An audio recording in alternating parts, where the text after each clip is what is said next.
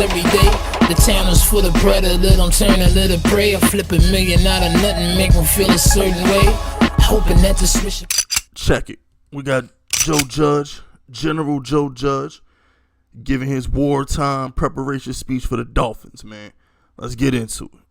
All right, guys, so today we'll start our prep for the Dolphins. Specifically talking about this team, starting with Flo. Flo's a guy I know very well. We worked together for some years in New England. A lot of respect for Flo.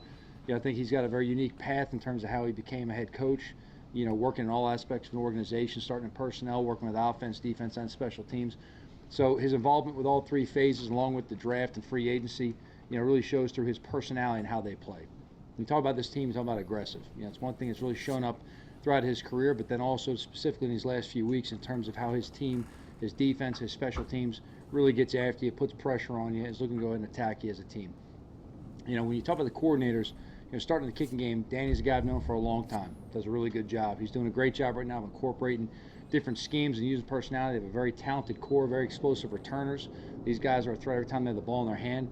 You look at the gadgets and gimmicks that he incorporates as they go throughout the season. They really look to match you up and take advantage of anything you've shown on tape. But they're going to go ahead and look to put pressure on you, whether it's midfield, backed up, where the situation may be. They move the ball a lot with their specials and kickers, make you cover the entire field. So he's really going ahead and looking to put the pressure on your specialists, whether your punter, your kicker, your returners, at every turn possible. God help me, I just sat through 45 seconds of special teams talk. I love y'all. Don't ever say big fists don't love the unit. I just sat through 45 seconds of special team talk. I almost fell asleep. Let's get back to it. I love you, Judge, but damn. Offensively, George does a really good job of giving answers at the quarterback before the snap. They've done a great job really incorporating the RPOs in their offense. They've stayed very balanced the last few weeks. You can see Tua's progression, how consistent he's been in terms of his completion percentage. Man, please. He's doing a really good job of getting the ball moving, staying out of the sticks, and sitting out there with a lot of time of possession and helping his team go. And then defensively, Josh does a really good job. Obviously his background's in defensive backs, but Josh has always known the entire picture of the defense. He's done a great job working throughout his career. Got a lot of respect for Josh, how he gets his guys going. And obviously him and Flo work hand in hand, and see the game through the same lens. It's really been about being aggressive. They have very good talent. They're very, very, aggressive in how they use that talent. It's been a lot of blitz, zero, and pressure, more so than anyone else in the league the last 4 weeks. You see his team really coming along, and look, they're coached well. They play hard. They've got a lot of talented players. It's going to take a lot to prepare for this team to get ready for Sunday. So that being said, I'll open any questions you have. Coach. And what you gotta understand is like when you run a cover zero, right? Or cover one, when you're blitzing and you're leaving and you're one-on-one in the secondary, you have to make open field tackles. This is a game that I really wish Kadarius Toney was playing in, because this is a home run game. When you run a defense like the Dolphins, you're one missed tackle away from giving up a touchdown. So, they can run that cover zero blitz crap all they want to. All it takes is one broke tackle. Obviously, Daniel, is there any chance of him playing Sunday? And can you talk about the Jake Fromm signing? Yeah, was that the Biz? He's going to be out here practice today. We expect him to practice tomorrow and Friday. That was Chris Bizignano. We'll see what he can do. Hey, shout out to the Biz. The injury coming out of a game. We'll just see how he does. You expect him to practice this week? Yeah, he'll practice with us. Absolutely. He'll be out there today. Really a normal Wednesday for him. Joe, was he evaluated for a concussion on game day, like either during or after the game? I'd have to check on the after the game. Nothing that I've been informed about during the game, no. Did you take anything from last year where it seemed like maybe you guys came back too soon from that injury? Do you have to keep that in mind to not do that? That was a dumb question. Why would you ask this man if he was evaluated for a concussion? He didn't lead the game. He didn't go under the tent. Like, come on, bro. If he got evaluated for a concussion, the whole world would have known. They probably would have took him out. What a dumb question. Shout out for Joe Judge for not cursing him out. Again? I think every injury is completely independent of another one. Look, the medical team's got to do their job in terms of determining if someone's healthy enough to go on the field. I'll do my job. I'm going to prepare for football. Joe's playing. You said he's going to practice today, and kind of like. So is this normal for him? I mean, he's going to be limited. What's? Well, we'll see what he can do when he gets out here. But in terms of right now approaching practice right now, we're approaching it right now like it's a normal day for him. And he's taking rehab on the neck and things like that, I would guess? I'm not going to go into all the specispecifics, of the injury and what they're doing. But of course he's rehabbing the neck. Nah, he just sitting there hoping God heals him. Of course he's rehabbing it. I'm not going to go into the dissection of every play right here with it. We're going to talk specifically about Daniel and where he's at. Today we expect him to practice. I've already made a point. I expect him to practice Thursday and Friday as well. Was there anything during the game that said to you, his neck might be bothering you? No. When did you find out he was hurt? In our post-game injury report on Monday. So he didn't mention it. I mean, he obviously played through it. He didn't mention anything about a sore neck during the course of the game, obviously. Nothing to me. Do you have to prepare as if Mike's going to start, or do you prepare both of them? We always prepare all of our players. So every week, Mike's job is to be prepared that if his number is called at any point in time, that either before or during the game, he's ready to go in and run our offense. We'll also prepare Daniel to start as well. Would that mean splitting first-team reps with them? We'll do the normal rotation we always do every week. Mike takes rotations every week, so we'll do the same thing. Is it realistic for Jake to be active on Sunday? Yeah, I mean, it's our job to get everyone prepared. So he's signed, he's on our 53 roster right now. It's our job to get him ready. Jerry will work with him extra throughout this week, make sure he gets caught up on the vocabulary. This guy comes from, an offense where I know he's handled a lot of multiples. He's a smart guy. He's done a good job through college and early in his pro career with the experience he's had. So we'll see how it translates over. But we'll get Mike and Daniel ready, and Jake as well. Why sign Jake now? And what precipitated that?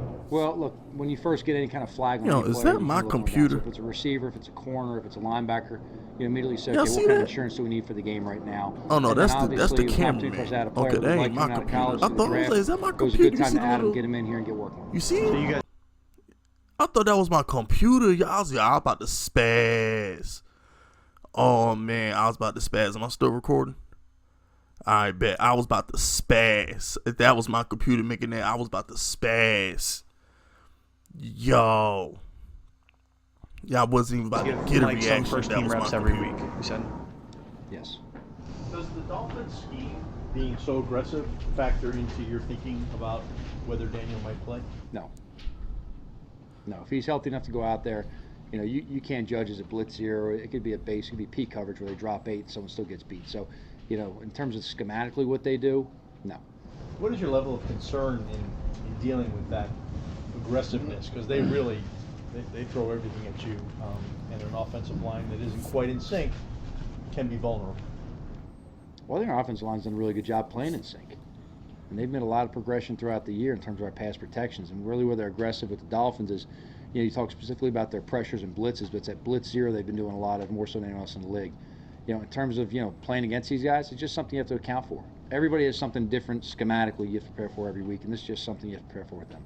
Joe, in general, as a coach, when you have an athletic quarterback who can make plays with his legs, and you want the benefit of that, how difficult is it to navigate protecting your quarterback versus allowing him to make those athletic plays on the run? But we always just have to understand, what are the strengths of our players, what's the best thing for our team, and be able to play to that. In terms of the health of a player, everyone's got to go out there every play and be able to play. So the medical team's got to do their job and give us clearance for when a guy can go out there and stay on the field. And then we've got to call the game aggressively to give our players a chance to make plays. You've seen from Tua, Coach, these last 4 games, this 4-game win streak they're on. What are you seeing from him? Making the right decisions. You can see George is doing a really good job with this guy in terms of getting in a position, to find the receiver, give him answers before the snap. They're using that RPO game of really kind of creating one-on-one matchups, getting things going. Waddle's actually obviously an explosive athlete, and they've got a relationship from the past as well. But he's really getting the ball in the hands of the guys who can make plays for him. They saw some explosive plays from Waddle the other day in the game against Carolina. Really he's talking about Tua specifically, though. His decision-making, as a young quarterback in the league, you see him every week just gaining more experience, getting more comfortable playing. Let me translate for a second. All right, understand something. When Joe Judge keeps talking about Tua, notice he's talking about decision-making, making pre-snap stuff. He ain't said one positive thing about his arm, ain't said one positive thing about his athleticism. He said more positivity in 7 seconds of Jalen Waddle than he ever said about Tua. Translation, we ain't worried. If Tua cracked 14 points in us, he should feel blessed. I just had to let y'all know that, because listen, bro. Anytime the only good thing you can say about a quarterback is decision making, he trash. Just let you know that. Just throwing that gym out there for you. Decision making, the accuracy, just distributing the ball around the field has been very good. Is there any concern Distributing this the could be ball. a season-ending thing for Daniel, or is that not a concern right now? Sure. Yeah, at this moment, no. Joe, what have they done, the Miami Dolphins? They lost, I think, 6 or 7 in a row. They turned it around. What are they doing better these days? I'm not going to speak completely for the Dolphins in terms of things they've changed. I just knowing Flo's mentality of what it is. It's it's not a sit back on your heels and react type of mentality. It's just keep throwing more at him, keep throwing more at him, keep throwing more at him. So that's the way, I've come to know Flo. It's what I expect from him. He's doing a very good job of it. We used to joke a lot all the time. We'd call, offense and defense against each other at New England at different times. And, Flo was always going heavy with the pressure. And we'd kind of laugh about it. And Jerry Shaplinski would always kind of poke at him and say, all right, Flo, when you're in charge, you better be calling those blitz here then too. And we laughed the other day like he sure is. So it's that's just his personality and what he brings. Go get them quarterbacks, man. Shout out to Flo. Do you know exactly what is wrong there, or does he require more tests to really kind of drill down into what exactly? This is not unique for any injury. So anybody who goes through any kind of injury protocol for us will always have some kind of early week checkup, be with our medical team throughout. Yo, Judge just said, bro, he's going to let the medical people do their job. He going to do his job. Yo, the media be asking something. Yo, give me a freaking media pass. Because they asking dumb questions, bro. Oh, my goodness. The week and then have a late week checkup as well. So it's nothing unique for Daniel. But did Daniel get better, say, from after the game to now where you expect him to practice this week? Has he improved from after the game? Judge already said he was practicing. Oh, my gosh, bro. These dudes ask the dumbest questions. In terms of, his status and improving or anything, I'll let Daniel kind of speak for that on himself if he wants to get in that. But in terms of, his availability for us at practice, preparing for the game, that's what we're doing right now. Joe, a couple other injury guys, obviously, Dory and then KT and Shep. What do you expect from them today? Really no difference right now than what they've been doing. They'll be out here with the trainers today, move them around. They'll all be involved with us in some way or another throughout the day. We've got the split walkthroughs today, AM and PM, and they'll be out here with us. We'll see what they can do after moving around with the trainers. That'll obviously build into tomorrow of what they can do in practice as we're moving around full speed. Was Dory an aggravation of what he was dealing with last week because he was limited on the practice report in the game? I'm going to leave the exact diagnosis on the injury alone, but obviously he's dealing with a leg deal right there. We'll see where he's at. Pat asked, you guys, is it accurate to say you have a full grasp on what the nature of Daniel's injury is right now? Another day. Oh my gosh, I take the information, I apply it directly and what we can do with it. Joe, at right tackle, this is the question I get from fans. Yeah, ask the right tackle question. Why is Nate still starting? You always talk about long term. You got a young guy like Peart who you guys seemed high on coming into the year. So just why has he not kind of overtaken that role? Yeah, we're pleased with the way Nate's really progressed throughout this year and how he's playing for us right now. So he's a guy who comes out and works tirelessly. Matt's doing a good job progressing in his career as well. We'll look to involve him as well, but we're using Matt in a lot of jumbo tight end type situations. He's expanding on these roles there. We've worked with him early in the year in terms of some guard stuff. Really his home at tackle is where he's progressing, but he's giving us contributions along the way as we go. So, talking specifically about Matt, we do expect him to play throughout different situations and different games. Nate's taking the lion's share of a lot of the reps, but Matt's always going to be prepared and expect to play. Is there anything more? All right, so check this out. Well, we got 30 seconds left. We'll let the clip play out, and then I'll speak on the right side. No, we just expect all of our players to come out, work hard every day, and improve. Where's Kyle Rudolph? He's the same as everybody else. He'll be out here at the trainers today, kind of moving around. Pat, we'll see where he's at. I know Kyle's a guy that's kind of pushing to get out there as fast as he can. We'll see how he moves around today. What's a hat? Yeah, I lost a bet. So this is Evan Ingram, Ole Miss. So, yeah.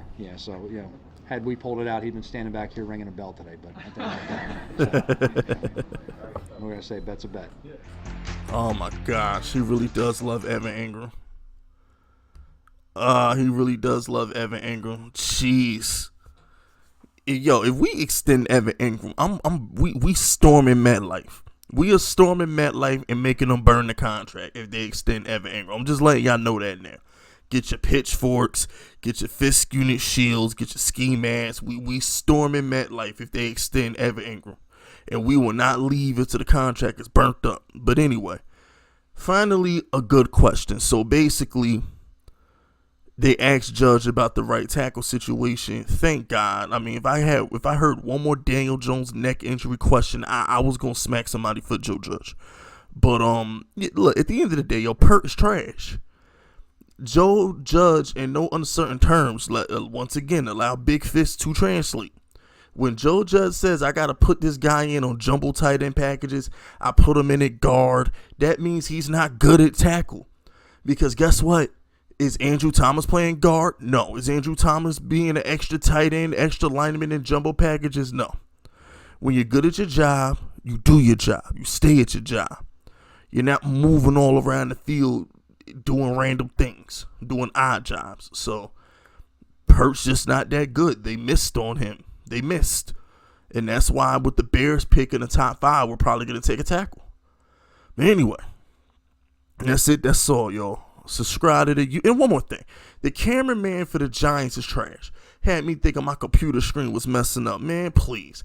The cameraman on the Giants need to step his game up. But that's it. That's all. Subscribe to the unit if you're rocking with me. My name is Fist Vegas, and I approve this message.